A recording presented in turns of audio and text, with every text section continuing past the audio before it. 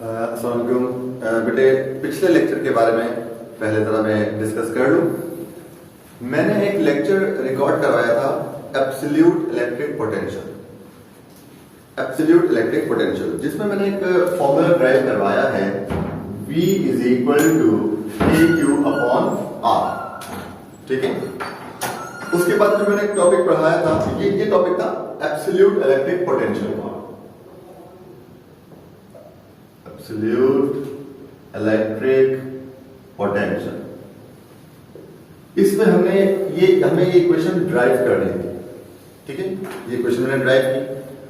उसके बाद जो नेक्स्ट लेक्चर था वो था जिसमें हमने ये इक्वेशन डिस्कस की थी, E is equal to delta V upon delta S, और ये था रिलेशन बिटवीन फील्ड इंटेंसिटी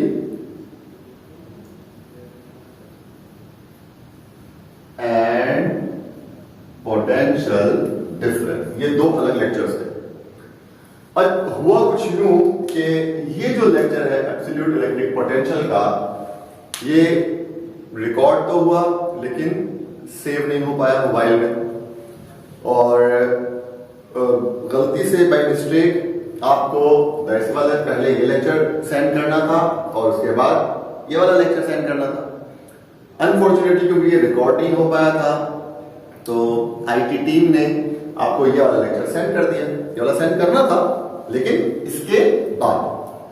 तो बहुत सारे स्टूडेंट्स का ये क्वेश्चन सामने आया कि सर वो आपने ये क्वेश्चन लिखी, ये टॉपिक तो आपने पढ़ाया नहीं। ठीक है, तो मैं I am repeating my words, मैं आपको ये तरह क्लियर कर दूं ये बात कि ये लेक्चर रिकॉर्ड हुआ लेकिन सेव नहीं हो पाया, जिसकी वजह से आपको सेंड नहीं किया गया। तो ये वाला लेक्चर अभी हमने सेंड नहीं किया है। ठीक है, आपको ये वाला लेक्चर सेंड कर दिया। आप इस लेक्चर को वॉच करें, क्योंकि इस लेक्चर का कोई खास ताल्लुक इससे नहीं है। इस लेक्चर को वॉच करें, ये लेक्चर बिल्कुल आपका प्रॉपर नहीं गया है। इसको देखें, इसको समझें, इससे कोई क्वेश्चन हो तो पूछें। इस वाले टॉपिक को, इस लेक्चर को फिलहाल छोड़ दें। मैं दोबारा ये लेक्चर रिकॉर्ड करवाकर और दोबारा ये आपको सेंड करवाऊंगा। ठीक है, तो सिर्फ अब हमारा ये एक लेक्चर जो दोबारा रिकॉर्ड होकर आपको सेंड करवाना है मैंने। ठीक है, ये वाला लेक्चर बिल्कुल आप वॉच करें और उसको समझें, क्योंकि इससे कोई टॉपिक इसके साथ कंसर्न नहीं था।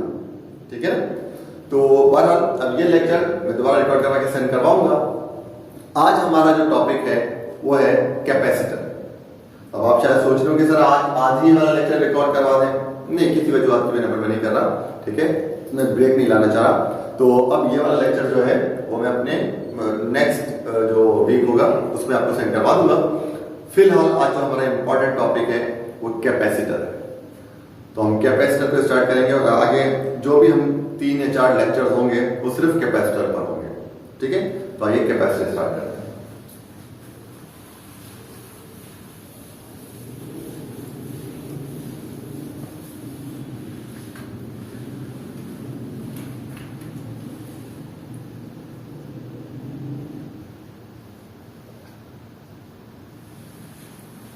बहुत ही इंपॉर्टेंट कंपोनेंट होता है हमारे सर्किट्स का। ये आपको आपकी ट्यूबलाइट्स में मिलेगा, ये आपको रेडियोज में मिलता है, जो आपके मोबाइल पर अगर आप FM वगैरह चलाते हैं तो उसमें मतलब वही रेडियो में भी कैपेसिटर होता है। आपके एनर्जी सेवर्स में मिलता है, आपके फैन में होता है, पानी की मोटर्स में होता है, आपके PCs में होता है, लैपटॉप में होता है। तो बड़ा ही इंपॉर्टेंट कंपोनेंट है सर्किट का कैपेसिटर। कैपेसिटर होता क्या है? कैपेसिटर एक ऐसा डिवाइस है जो कि चार्जेस को स्टोर करता है। It is a device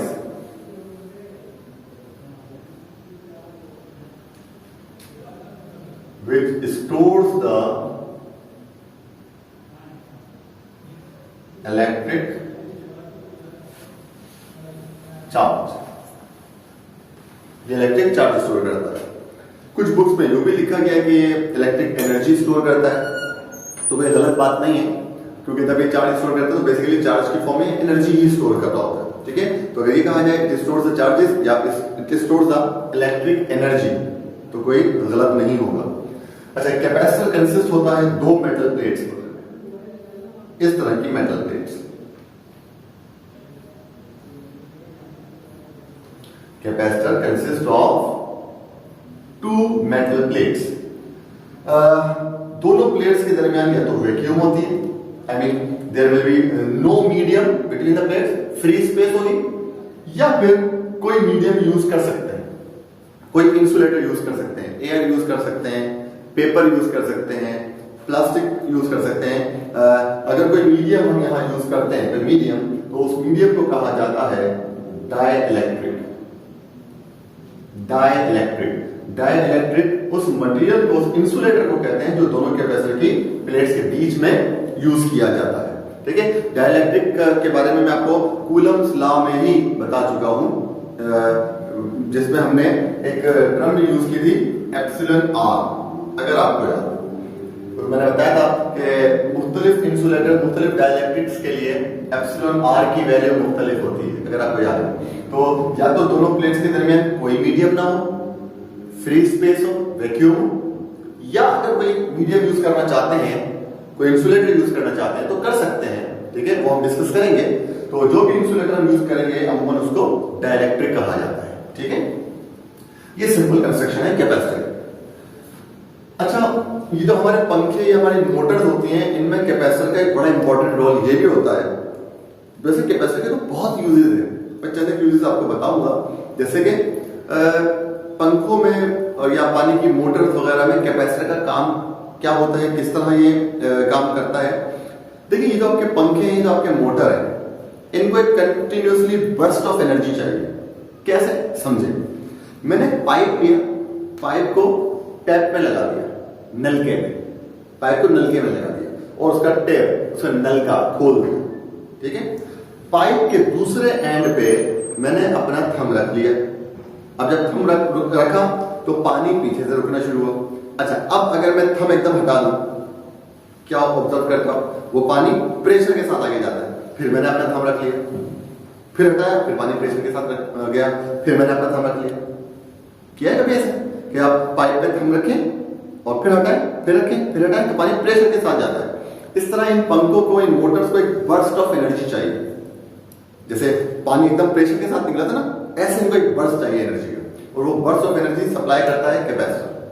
capacitor लगा होता है, पीछे से चार्ज आता है, कैपेसिटर उस चार्ज को स्टोर करता है और फिर एक बर्स्ट के साथ आगे डिवाइस को भेज देता है, फिर स्टोर करता है, फिर एक बर्स्ट के साथ आगे भेज देता है। बिल्कुल उस आपके हाथ के अंगूठे की तरह, जैसे आप पाइप पर अपना अंगूठा रखते थे, हटाते थे, रखते थे, हटाते थे, बिल्कुल ऐसे ही समझिए। कैपेसिटर चार्ज होता है, यानी कि पहले चार्ज को रोक लेता है और फिर उस डिवाइस को, पंखे को, मोटर को बर्स्ट के साथ वो चार्ज सप्लाई कर देता है। तो they require, this devices require a burst of energy, और वो बर्स्ट ऑफ एनर्जी कौन सप्लाई कर रहा होता है? कैपेसिटर। और ये बर्स्ट ऑफ एनर्जी कोई एक मरतबा नहीं चाहिए होता, कि ऐसे नहीं जैसे मैंने अपना थंब उस पाइप पर रखा और बस हटा लिया, नहीं। कैसे रखा, फिर हटाया, फिर रखा, ऐसे करता हूं बार बार। तो इस तरह इन डिवाइसेस को भी बार बार कंटिन्यूअसली बर्स्ट ऑफ एनर्जी चाहिए, और वो continuously burst of energy capacitor provide कर रहा होता है। चलिए, तो ये कैपेसिटर की कंस्ट्रक्शन हो गई। आइए इसी से एक और टर्म जोड़े, कैपेसिटेंस।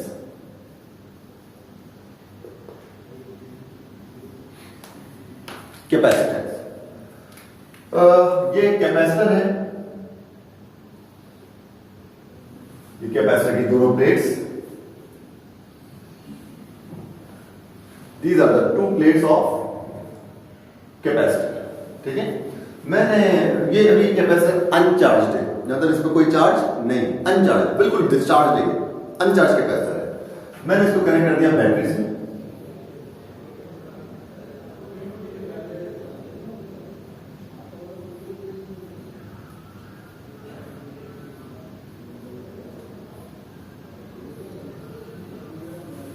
ये बैटरी हो गई, 5 वोल्ट की बैटरी हो सकती है, 10 वोल्ट की, 6 वोल्ट की, 12 वोल्ट की।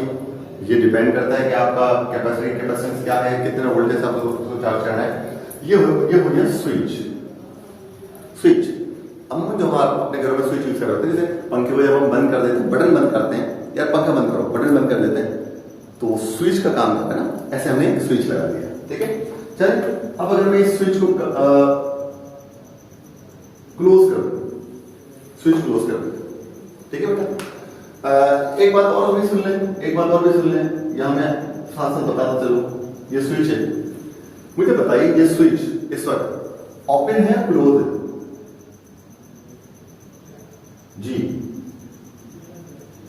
ये स्विच ओपन है क्लोज है? भाई नजर आ रहा था ओपन है, हटाया है ना, ये ओपन स्विच है, यानी कि ये सर्किट ओपन सर्किट है, इसमें चार्ज फ्लो नहीं करेगा।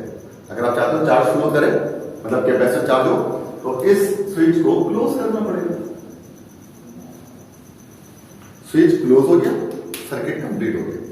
अब ये क्लोज सर्किट है, थोड़ा सा उल्टा लगता है जब मैं कहता हूं यार बटन बंद करो, पंखा बंद करो, पंखा बंद करो, भाई बटन बंद कर दिया तो हम क्या कहते हैं? स्विच क्लोज कर दिया। नहीं, ये स्विच क्लोज नहीं हुआ है, ये बटन बंद किया है ना आपने, बेसिकली स्विच ओपन किया है।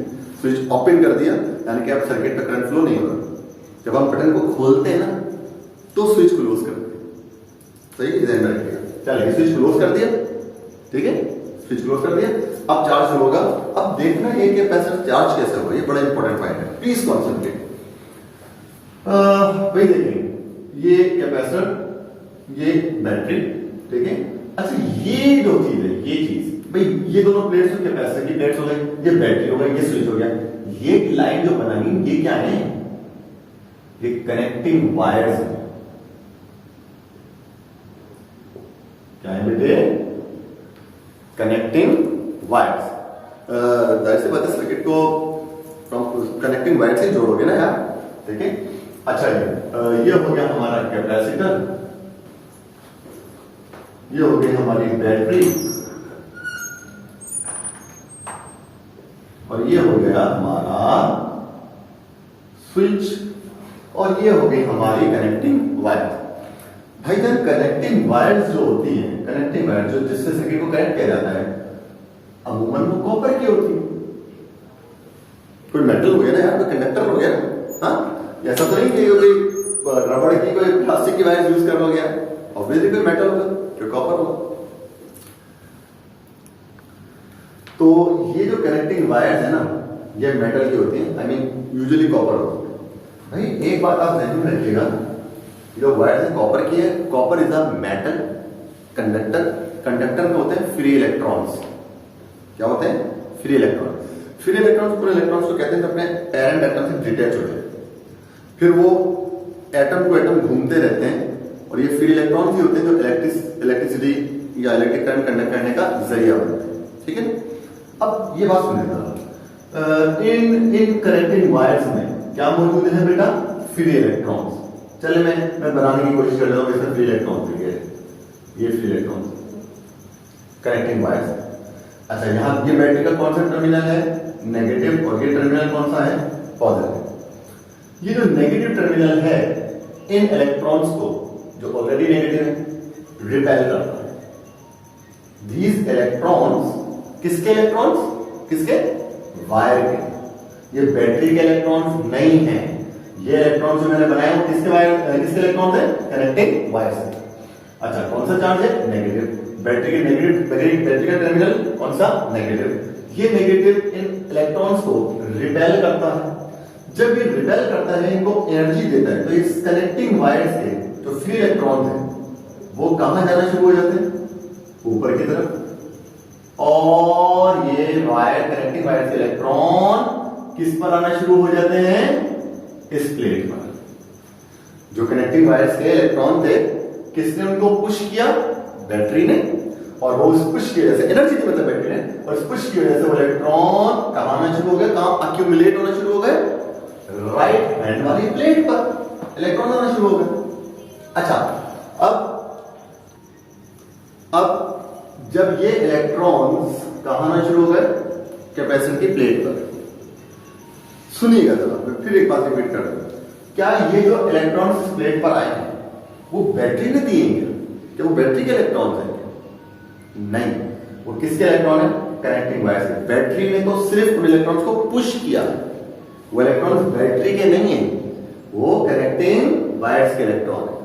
ये इसलिए एम्फसाइज कर रहा हूं, इसलिए जोर दे रहा हूं कि बैटरी इलेक्ट्रॉन नहीं देती। अक्सर ये मिसकंसेप्शन है। बैटरी क्या करती है? Battery provide the charges, battery charges देती है आपको, बैटरी इलेक्ट्रॉन देते हो। भाई ऐसा नहीं है, नहीं है ऐसा। बैटरी इलेक्ट्रॉन नहीं देती, बैटरी सिर्फ उस कनेक्टिंग वायर से जो इलेक्ट्रॉन होते हैं उनको पुश करती है, एनर्जी देती है बस। ठीक है, ये इसलिए बता रहा हूं। एक मरतबा लम्स में एंट्रेंस टेस्ट में, मुझे ईयर याद नहीं है लेकिन ये सवाल आया हुआ है कि भाई बैटरी क्या करती है। अब वो क्या करती है इसका जिक्र तो मैं आगे करूंगा, लेकिन एक ऑप्शन जो उन्होंने दिया हुआ था ना, एक ऑप्शन कि भाई बैटरी गिव्स द चार्जेस, कि बैटरी चार्जेस देती है। और मोस्टली बच्चे ने यही लिखा था कि हाँ यार बैटरी तो चार्जेस देती है। That was the wrong answer, ये करेक्ट आंसर नहीं था, कि बैटरी चार्जेस नहीं देती। मैंने अभी एक्सप्लेन भी किया, बैटरी सिर्फ जो कनेक्टिंग वायर के चार्जेस होते हैं, कनेक्टिंग वायर के इलेक्ट्रॉन होते हैं, उनको सिर्फ पुश करती है, एनर्जी देती है बस। इसलिए मैं इंफोसाइज कर रहा हूं बात को, इसलिए मैं इस पर जोर दे रहा हूं। ठीक है बेटा, चलिए आगे चले। तो ये बात तो समझ में आ गई, इलेक्ट्रॉन किसके इलेक्ट्रॉन थे, फ्री इलेक्ट्रॉन किसके इलेक्ट्रॉन थे, कनेक्टिंग वायर से।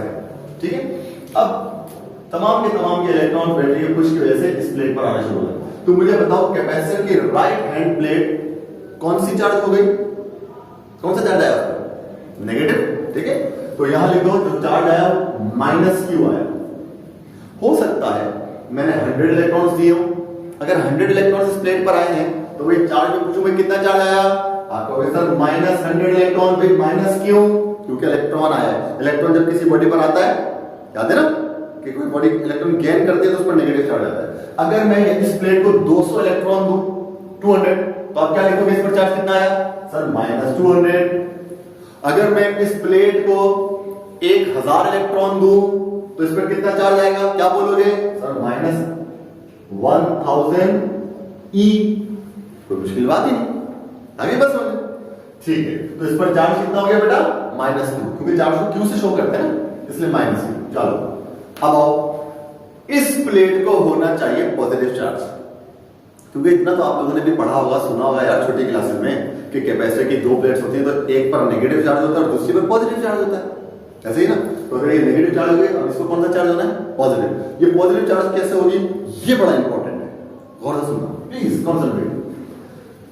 बज़ाहिर ये लग रहा है कि बच्चे से पूछो यार यहां से इलेक्ट्रॉन गए तो ये नेगेटिव चार्ज हो गए, यहां तक तो बात सही। यहां से पॉजिटिव चार्ज जाएंगे तो ये पॉजिटिव चार्ज हो जाएगी। तो भाई पॉजिटिव चार्ज, कौन सा पॉजिटिव चार्ज जाएगा यार, तो ये ऐसा हरगिज ये नहीं है कि अगर कोई आपको बोलता है कि बेटा ये बैटरी का पॉजिटिव टर्मिनल है ना, तो यहां से पॉजिटिव चार्जेस फ्लो करके और इस प्लेट पर आ जाएंगे।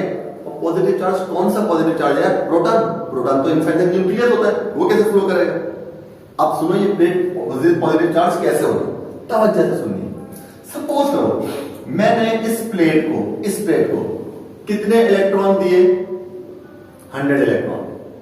इस प्लेट को कितने इलेक्ट्रॉन दिए, 100 इलेक्ट्रॉन। ठीक है, तो इस पर कितना चार्ज आ गया, -100 E, -100 E। ठीक है, ये इलेक्ट्रॉन्स थे किसके, बैटरी के थे क्या, नहीं बैटरी के नहीं थे, किसके थे, कनेक्टिंग वायर्स के। अच्छा, अब कनेक्टिंग वायर्स ने अपने 100 इलेक्ट्रॉन किसको दे दिए, प्लेट को। बेटा ये जो कनेक्टिंग वायर्स ने अपने 100 इलेक्ट्रॉन दिए ना प्लेट को, ये फ्री में नहीं देती, इसको वापस चाहिए। आप अगर मुझसे कुछ अमाउंट बोरो करो, सर कोई काम है, चले सर जो है ना वो मुझे कहीं जाना है डिनर पर, लाए आप मुझे 5000 रुपीज दे देना, ठीक है, आपने मुझसे लोन लिया तो वो 5000 मुझे वापस भी तो चाहिए ना, ठीक है, लोन है ना, आप रिटर्न भी तो करोगे। तो ये 100 इलेक्ट्रॉन्स किसके थे, कनेक्टिंग वायर्स के। तो कनेक्टिंग वायर्स ने किसको दिए, प्लेट को, कैपेसिटर की एक प्लेट को, तो वो फ्री में थोड़ी दे दिए, वो 100 इलेक्ट्रॉन उसको वापस भी चाहिए उस कनेक्टिंग वायर को। अब वो वापस कैसे आएंगे जरा सुनो प्लीज, बताओ इस प्लेट पर कितने चार्जेस आ गया, कितने इलेक्ट्रॉन आ गया, 100। अच्छा ये जो प्लेट है ऑब्वियसली मेटल की, याद रखना कैपेसिटर की दोनों प्लेट्स जो होती हैं वो मेटल की प्लेट्स होती है, मेटल होती है, डोंट फॉरगेट दिस पॉइंट, ये मेटल प्लेट्स है।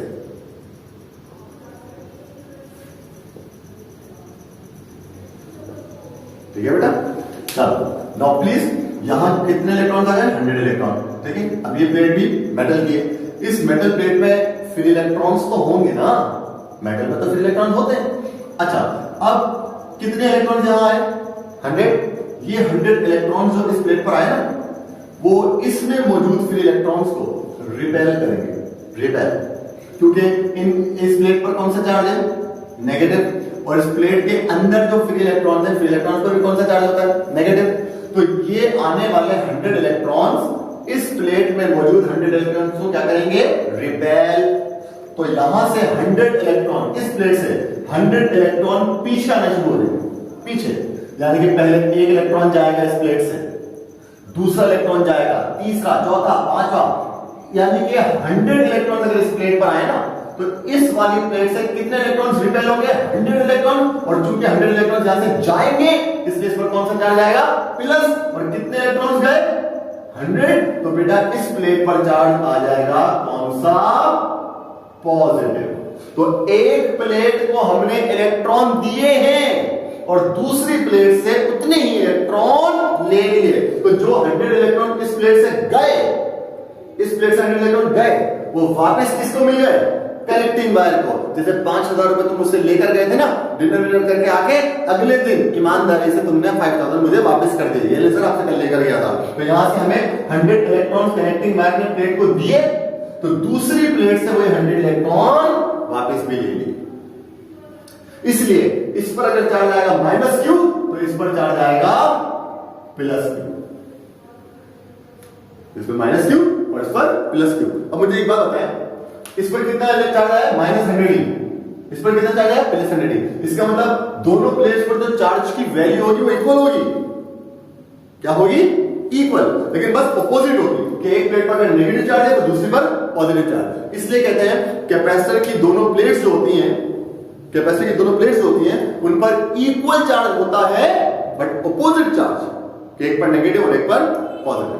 तो बेटा ये कैपेसिटर की दूसरी प्लेट जो चार्ज हुई है ना, कैसे चार्ज हुई है, फिर रिपीट करो, कैपेसिटर की जो राइट हैंड प्लेट है, इस पर कौन सा चार्ज आएगा, नेगेटिव।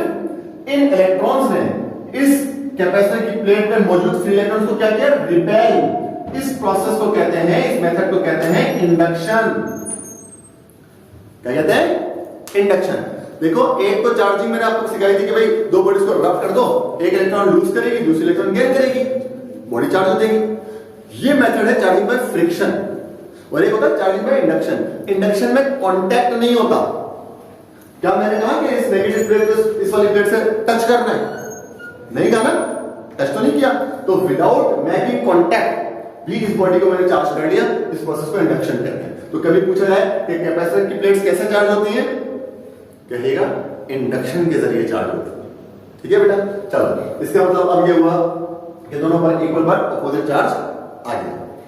ये बात मैंने इसलिए बताई कि मोस्ट एक मिसकंसेप्शन है कि यार यहां से नेगेटिव चार्ज आएगा और यहां से पॉजिटिव चार्ज आएगा, ऐसा नहीं होता। यहां से नेगेटिव चार्ज आएगा, ये वाली प्लेट नेगेटिव चार्ज हो जाएगी, और जितने इलेक्ट्रॉन इस प्लेट पर आए, इस वाली पर, उतने इलेक्ट्रॉन इस वाली प्लेट से रिपेल होंगे, तो ये पॉजिटिव चार्ज होगा। ठीक है, आ जाओ कैपेसिटेंस। तो कैपेसिटेंस क्या है, कोई कैपेसिटर ज्यादा चार्ज स्टोर करता है, कोई कैपेसिटर कम चार्ज स्टोर करता है। जैसे एक बंदा डिनर करता है, लंच करता है, तो एक बंदा एक वक्त में 3 प्लेट्स खा लेता है और एक बच्चा 1 प्लेट खाता है। हर एक की अपनी अपनी कैपेसिटी है। इस तरह कोई कैपेसिटर ज्यादा चार्ज स्टोर करता है, कोई कम। हाँ, तो इसलिए हम कैपेसिटेंस को कैसे डिफाइन करते हैं, the ability of capacitor to store the electric charges is called capacitance। Capacitor की चार्जेस को स्टोर करने की सलाहियत को क्या कहा जाता है, कैपेसिटेंस। ठीक है बेटा, चलो अब जरा कैपेसिटेंस को मजीद डिस्कस करते हैं डिटेल में। ओके, तो कैपेसिटेंस समझ रहे हैं मजीद बेटा, ये वही 2 प्लेट्स। दोबारा से वो बात बता रहा हूं, सुनो।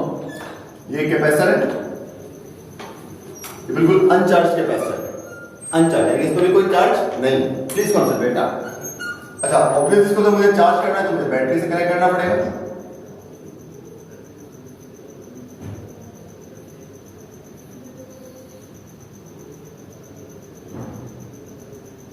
ठीक है भैया, बात ये है कि अगर ये कैपेसिटर अनचार्ज है, इस पर कोई चार्ज नहीं है, तो इसकी दोनों प्लेट्स के दरमियान पोटेंशियल डिफरेंस कितना होगा, 0 वोल्ट। ठीक है, चार्ज ही नहीं है प्लेट पर, किसी बॉडी पर, तो उसका पोटेंशियल 0। अच्छा, ये बैटरी है, इसका पोटेंशियल डिफरेंस है V। तो मान लेते हैं कितने वोल्ट की बैटरी है, कितने वोल्ट की मान लेते 5 वोल्ट मान 10 वोल्ट मान लेते चलिए, यानी कि इस अनचार्ज कैपेसिटर को चार्ज करना है 10 वोल्ट की बैटरी से। भाई स्विच क्लोज कर दो, ये स्विच क्लोज, ठीक है। अब यहां से नेगेटिव चार्ज फ्लो करेगा, इस प्लेट पर नेगेटिव चार्ज आएगा। अच्छा, अब इस प्लेट पर अगर नेगेटिव चार्ज है, देखो बात सुनो क्या होता है। अगर फॉर एग्जांपल यहाँ 10 इलेक्ट्रॉन आए, अब यहाँ 10 इलेक्ट्रॉन आए, तो 10 ही इलेक्ट्रॉन जहां से रिपेल होते हैं, रिपेल होते हैं तो इसमें कौन सा चार्ज आ जाएगा, पॉजिटिव, ठीक है। अब दोनों प्लेट्स पर चार्ज आना शुरू हो गया, इस पर नेगेटिव और इस पर पॉजिटिव। क्या अभी भी पोटेंशियल डिफरेंस दोनों प्लेट्स के दरमियान जीरो रहेगा? Obviously not. और भाई जब चार्ज आना शुरू हो गया तो पोटेंशियल डिफरेंस बढ़ेगा ना। तो लेट्स सपोज क्या पोटेंशियल डिफरेंस हो गया कितना, चलो 3 वोल्ट। 3 पहले कितना था, 0 वोल्ट, अब कितना है 3। जरा तवज्जो से सुनना मेरी बात। जिस वक्त कैपेसिटर बिल्कुल अनचार्ज था, बिल्कुल अनचार्ज, पोटेंशियल डिफरेंस कितना था, 0, और बैटरी का पोटेंशियल कितना था, 10 वोल्ट। प्लीज, मैंने अक्सर आपको बताया हुआ है कि चार्ज फ्लो करता है from higher potential to lower potential. Charge flow करता है from higher voltage to lower voltage. भाई हायर वोल्टेज क्या है 10, लोअर क्या है 0। तो इसलिए बैटरी से चार्ज कहां गया, कैपेसिटर की तरफ, और चार्जिंग होना शुरू हो गई। अच्छा, अब दोनों प्लेट्स के दरमियान पोटेंशियल कितना हो गया, 3 वोल्ट। भाई बैटरी का वोल्टेज कितना है 10, 10 में से 3 को माइनस करो, 10 में से 3 को माइनस करो, कितना बचता है बेटा, कितना बचता है 7 वोल्ट। अच्छा, पहले 10 में से 0 को माइनस करता है कितना वोल्ट, यानी कि जिस वक्त कैपेसिटर को चार्जिंग पर लगाया तो उस वक्त पोटेंशियल डिफरेंस कितना था 10 वोल्ट। तो चार्ज तेजी से गया। अब क्योंकि कैपेसिटर चार्ज होना शुरू हो गया, कुछ वोल्टेज अपीयर हो गया, यहां कितना वोल्ट आ गया 3, 10 माइनस 3 7, यानी कि अब बैटरी और कैपेसिटर के दरमियान पोटेंशियल डिफरेंस 10 नहीं रहा, कितना रह गया 7। तो अब चार्जिंग थोड़ी सी स्लो होगी, अब चार्जिंग स्लो होगी क्योंकि पोटेंशियल डिफरेंस कम होता जा रहा है। चलो भाई मजीद चार्ज आया, मजीद चार्ज आ गया। अब यहां पोटेंशियल कितना हो गया, फॉर एग्जांपल 7 वोल्ट, कितना, तो ऐसा ऐसा चार्ज बढ़ा तो वोल्टेज भी बढ़ा। अच्छा, बैटरी का वोल्टेज कितना 10, कैपेसिटर की प्लेट से 7, 10 में से 7 माइनस करो 3 वोल्ट, पोटेंशियल डिफरेंस और कम हो गया। अब चार्जिंग और स्लो हो जाएगी, यानी कि शुरू में चार्जिंग ज्यादा तेजी से होती है और जैसे जैसे टाइम गुजरता जाता है चार्जिंग स्लो होती जाती है। और इसकी मैं एक एग्जांपल दूं, सुनो, आपका मोबाइल बिल्कुल डिस्चार्ज हो गया, बिल्कुल डिस्चार्ज हो गया, आपका मोबाइल बंद हो गया, बैटरी लो हो गई, शट ऑफ हो गई, ठीक है ना। अच्छा भाई, अब आपने क्या किया कि बैटरी जो आपके मोबाइल की, क्योंकि वो बिल्कुल बंद हो गई, इसका मतलब 0 वोल्ट है, आपने चार्जिंग पर लगा दिया, आपने मोबाइल को चार्जिंग पर लगा दिया, बैटरी बंद है। अब आपकी बैटरी चार्ज होना शुरू हुई 0% से, ऐसे ही है ना, 0% से ना, फिर 0 के बाद आहिस्ता आहिस्ता बढ़ गई, फिर 2% हुई, फिर 3% हुई, 4% हुई। एक काम करना, किसी से आपके मोबाइल से बिल्कुल डेड हो जाए ना, बैटरी बिल्कुल डेड हो जाए, उसको चार्जिंग पे लगाओ और उसको 10% चार्ज होने के लिए टाइम नोट करना। चार्जिंग पे लगा दिया, अब टाइम नोट कर देना, मिनट चार्जिंग पे इस टाइम लगाया जाए, ठीक है, चार्ज होने देना 1%, 2%, 3%, 4, 5, 6, 7, 8, 9, 10। जब वो 10% चार्ज हो जाए ना, 10% टाइम देख लेना। अच्छा, 2 मिनट लगे टाइम होने चार्ज होने, फॉर एग्जाम्पल 10% चार्ज होने में कितना टाइम लगा, 2 मिनट, ठीक है। चलो छोड़ो, अब उसको चार्ज होने दो, उसको चार्ज होने दो, 11, 12, 13, 14, 70, 75, 80, 90 तक जब वो पहुंचे, 90 पर पहुंचे आपके मोबाइल की बैटरी, अब दोबारा टाइम को नोट करना शुरू करो, 90 से 100% होने का चार्ज होने का टाइम। पहले आपने 0 से 10% चार्ज होने का टाइम नोट किया और आप टाइम नोट कर रहे हो 90 से 100, 0 से 10% और फिर 90 से 100%, ऐसे ही ना भाई। यहां भी कितने परसेंट चार्जिंग हुई, 10%, यहां भी कितने परसेंट चार्जिंग हुई, 10%, 90 से 100। यहां लगे थे फॉर एग्जाम्पल कितने मिनट, 2 मिनट फॉर एग्जाम्पल। यहां देखना जो टाइम लगेगा ना वो 2 मिनट से ज्यादा होगा यहां जो टाइम, क्योंकि जैसे जैसे आपकी बैटरी चार्ज होती जाएगी, बैटरी का पोटेंशियल बढ़ता जाएगा, तो आपकी जो जिस वोल्टेज से आप जिस बैटरी से चार्ज कर रहे हो, जिस सोर्स से आप चार्ज कर रहे हो, उसके और आपके मोबाइल की बैटरी के दरमियान पोटेंशियल डिफरेंस आहिस्ता आहिस्ता कम होता जाता है, इसलिए चार्जिंग स्लो होती जाती है। इसलिए चार्जिंग शुरू में रैपिड होती है, बाद में चार्जिंग स्लो होती जाती है, ठीक है। अब मुझे बताओ अब मुझे ये बताओ कि ये कैपेसिटर कब तक चार्ज होता रहेगा? कब तक ये चार्ज होता रहेगा? जब तक कि इसकी दोनों प्लेट्स के दरमियान पोटेंशियल कितना ना हो जाए, 10 वोल्ट। अब जो सोर्स है जिससे आप चार्ज कर रहे हो उसका पोटेंशियल भी 10 वोल्ट, कैपेसिटर भी 10 वोल्ट, 10 माइनस 10 0, पोटेंशियल डिफरेंस 0 हो गया तो चार्ज फ्लो ही नहीं करेगा। इसका मतलब लिखा हुआ है capacitor is fully charge, capacitor आपका चार्ज हो गया बस। आई बात समझ? ठीक है, तो इसका मतलब अब मैथमेटिकली मैं लिख सकता हूं एक इक्वेशन, देखो सुनो, Q is directly proportional to V। तो जितना ज्यादा वोल्टेज होगा उतना ज्यादा चार्ज आएगा, जितना ज्यादा चार्ज आएगा उतना ज्यादा वोल्टेज। शुरू में कैपेसिटर की दोनों प्लेट्स के में चार्ज क्या था? 0, अनचार्ज था तो पोटेंशियल भी क्या था? 0।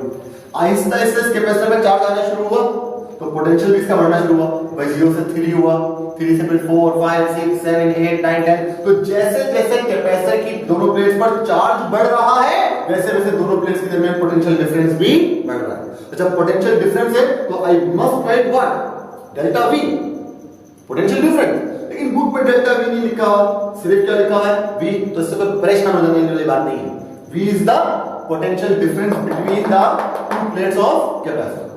तो ये बात समझ में आई भाई कि जैसे जैसे कैपेसिटर की प्लेट में चार्ज बढ़ रहा है वैसे वैसे दोनों प्लेट्स के दरमियान पोटेंशियल डिफरेंस बढ़ रहा है। रिमूव करें sign of proportionality, here comes a constant C। इस C को सब्जेक्ट बना दो, V मल्टीप्लाई करो यहां तक डिवाइड, तो Q upon C is equal to, नहीं सॉरी, C को सब्जेक्ट बनाना ना, V को नीचे लो, तो Q upon V is equal to C।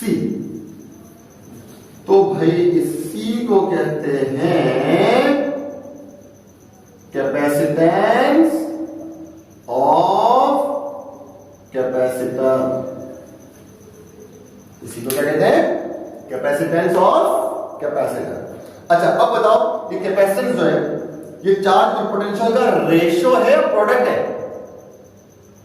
Ratio divide में आएगी। तो कैपेसिटेंस को अगर डिफाइन करना तो भी कर सकते हो कि भाई capacitance is the ratio of, इसका रेशियो चार्ज का, ratio of charge stored on capacitor.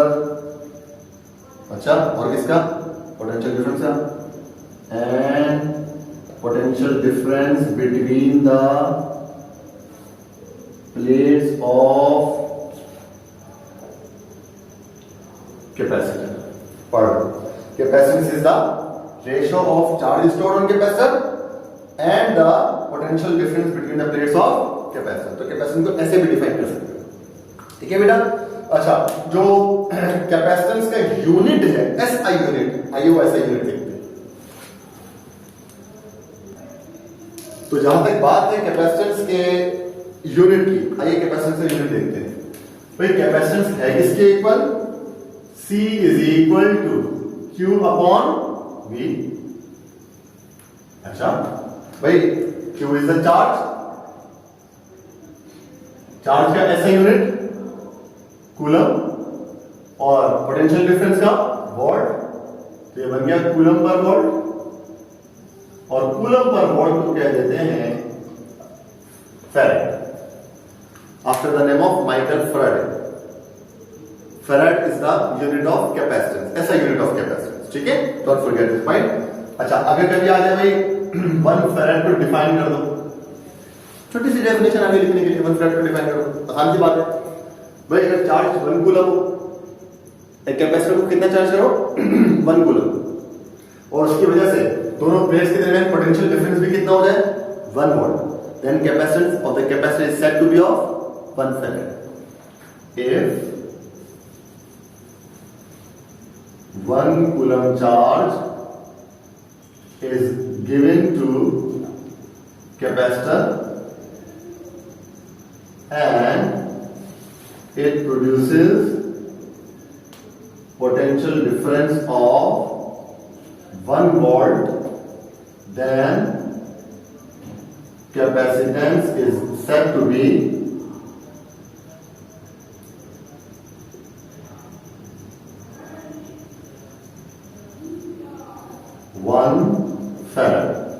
1F लिख दिया जाता है। जैसे फोर्स का यूनिट न्यूटन होता है, न्यूटन पूरा नहीं लिखते ना, N लिख देते हो, इस तरह फैरेड पूरा लिखते हैं, F लिख देते हैं। सही है? तो 1 फैरेड का कैपेसिटर का मतलब होगा, अगर एक कैपेसिटर है 1 फैरेड का, इसका मतलब आपने उस कैपेसिटर को अगर 1 कूलम चार्ज दें और उसकी वजह से पोटेंशियल डिफरेंस कितना हो जाए दोनों प्लेट से में 1 वोल्ट, इसका मतलब उस कैपेसिटर की कैपेसिटेंस 1 फैरेड। एक बात और सुन लें, पिछले लेक्चर से रिलेटेड थी एक बात, भाई मैंने आपको एक फॉर्मूला पढ़ाया था Q is equal to N। अब पता नहीं आप लोगों को याद है या नहीं याद, चैप्टर नंबर 2 में पढ़ाया था। Q represents charge, N represents number of electron and E is the electronic charge. चलिए लेट्स सपोज कि 1 कूलम चार्ज किसी बॉडी को करना है, चार्ज का यूनिट कूलम है ना, मैं चाहता हूं बॉडी को चार्ज करूं और कितना चार्ज दूं उस बॉडी को 1 कूलम चार्ज। तो आइए देखिए 1 कूलम चार्ज देने के लिए कितने इलेक्ट्रॉन या तो उससे लेने पड़ेंगे या कितने इलेक्ट्रॉन देने पड़ेंगे।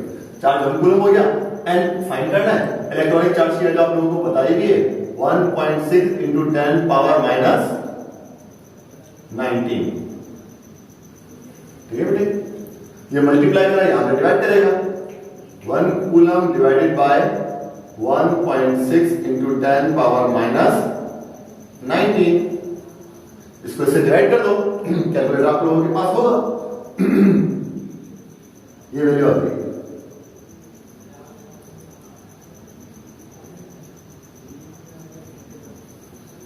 वैल्यू जो ये वैल्यू लिख लेंगे 6.25 into 10 power 18 इलेक्ट्रॉन्स। मना अगर किसी बॉडी को 1 कूलम चार्ज करना है ना, इतने इलेक्ट्रॉन या तो उसे लेने होंगे या इतने इलेक्ट्रॉन्स उसको देने होंगे, तब वो बॉडी 1 कूलम चार्ज होगी। वो भाई बहुत बड़ा नंबर है ये। 6.25 into 10 power 18 में क्या मतलब है, 6 लिखे, 2 लिखे, 5 लिखे और पीछे 16 जीरो लगा दें, 16 इसलिए कह रहा हूं डेसिमल पावर 18 है ना भाई, 2 डिजिट डेसिमल को ये भी तो मूव करवा दो ना, 2 को भी मूव करवाओगे 5 को, तो 6 to 5 और पीछे 16 जीरो।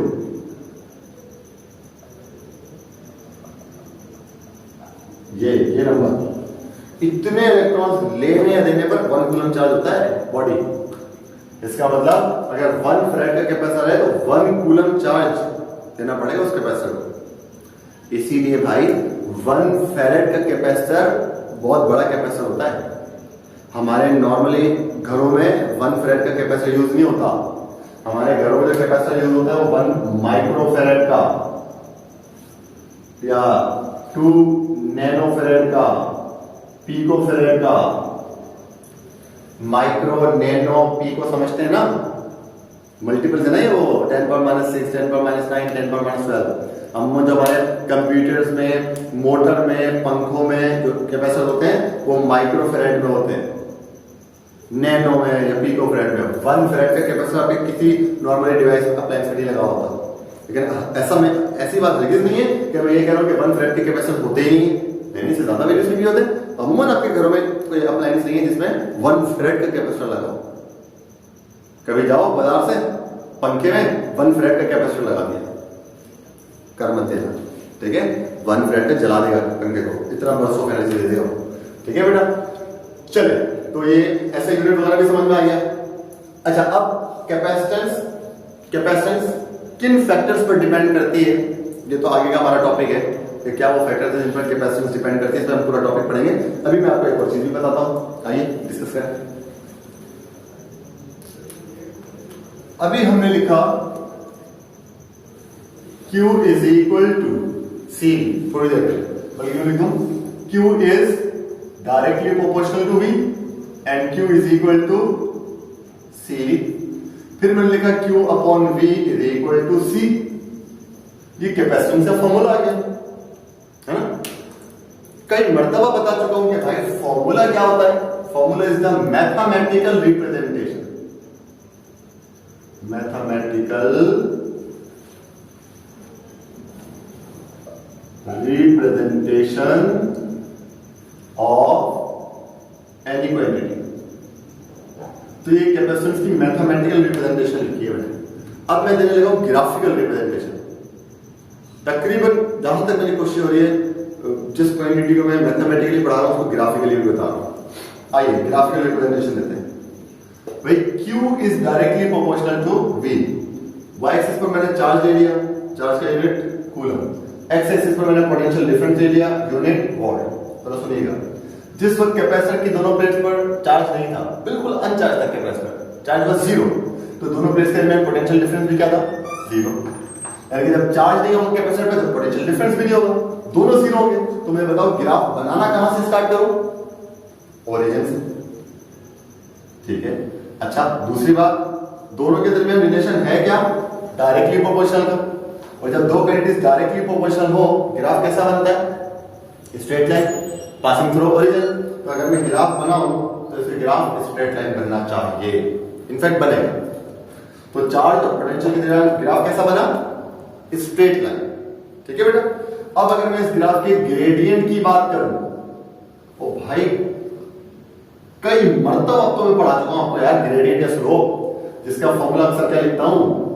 Rise upon run. मुझे बताओ यार, राइज पर मैंने कौन सी क्वांटिटी दी है? चार्ज। रन पर, ये रन है ना, मैंने कौन सी क्वांटिटी दी है? Potential difference. तो क्या बन गया? Q upon V। और देखो Q अपॉन V किसके इक्वल है? कैपेसिटेंस के इक्वल। तो भाईजान कहना ये चाह रहा हूं कि अगर आप चार्ज और पोटेंशियल डिफरेंस के दरमियान ग्राफ बना दो, ग्राफ स्ट्रेट लाइन बन गया। अब उस ग्राफ का अगर ग्रेडियंट या स्लोप फाइंड कर लो, तो वो स्लोप किसको रिप्रेजेंट करेगा? कैपेसिटेंस को रिप्रेजेंट करेगा। Gradient of slope of charge and potential difference graph represents capacitance. Find लिख देता हूं, gradient of charge and potential difference graph represents capacitance of capacitor। ठीक है बेटा, आज का टॉपिक इतना ही। नेक्स्ट जो टॉपिक है पैरेलल प्लेट कैपेसिटर, उसमें हम ये सीखेंगे कि कैपेसिटेंस, किसी भी कैपेसिटर की जो कैपेसिटेंस है वो किन किन फैक्टर्स पर डिपेंड करती है। इंपॉर्टेंट टॉपिक है वो भी, इनफैक्ट अब जितने भी टॉपिक्स हमारे होंगे वो बड़े इंपॉर्टेंट टॉपिक्स हैं। तो आज ये कैपेसिटर पे हमने एक लेक्चर ले लिया, कल हम पैरेलल प्लेट कैपेसिटर को डिस्कस करेंगे। जब तक